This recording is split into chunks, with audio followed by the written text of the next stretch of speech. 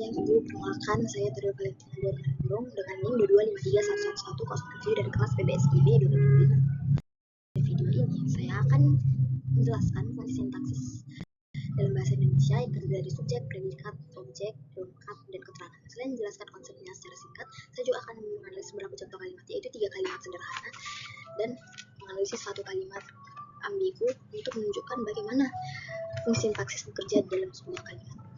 Yang pertama saya akan menjelaskan mengenai konsep fungsi sintaksis. Intinya ini fungsi sintaksis merupakan memiliki peran atau jabatan struktural kata di dalam sebuah kalimat.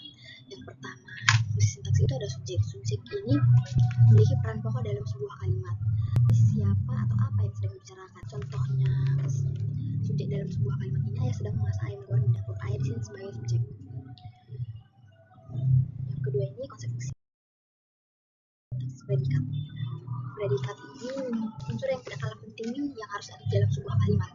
Intinya predikat ini membicarakan sedang apa subjeknya. Biasanya berupa kata kerja, kata sifat maupun kata bilangan. Contohnya di dalam contoh tulisan predikat dalam kalimat bisa kita baca di sini, orang itu sedang menggambar pemandangan di kanvasnya. Sedang menggambar di sini merupakan predikat.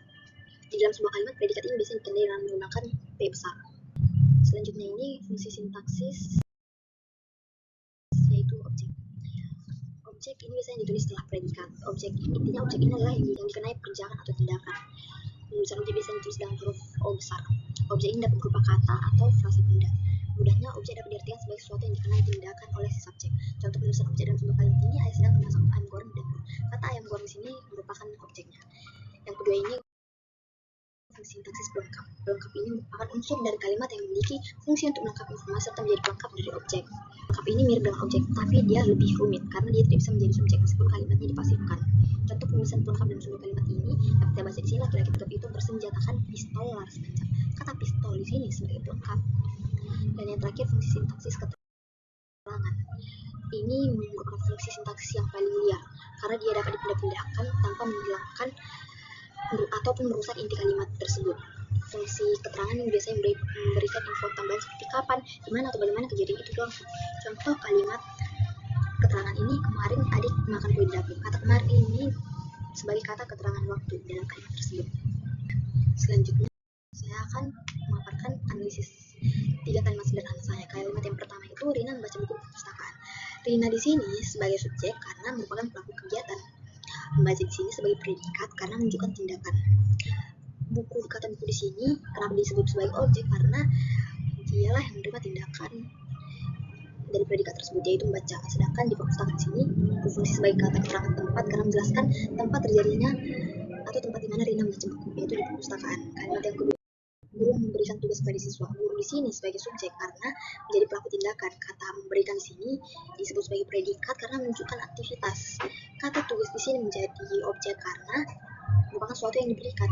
Sedangkan kata kepada siswa di sini sebagai keterangan karena dijelaskan kepada siapa tindakan tersebut dilakukan, yaitu kepada siswa. Tindakan yang dimaksud itu tindakan memberikan tugas. Oleh siapa? Oleh guru. Kalimat yang ketiga ini, adik menjadi Yorulumba. Adik di sini sebagai subjek, menjadi sini sebagai predikat, Yorulumba di sini sebagai pelengkap. Yorulumba sebagai pelengkap karena melengkapi makna predikat menjadi. Selanjutnya saya analisis 1 kalimat ambigu. Kalimat yang saya ambil itu dapat kita baca di sini, mahasiswa melihat dosen dengan teropong.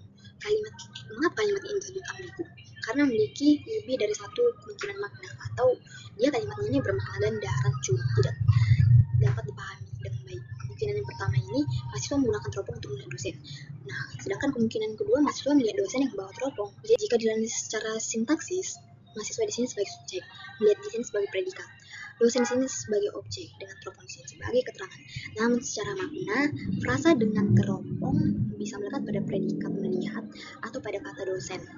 Inilah yang menyebabkan kalimat tersebut menjadi ambigu.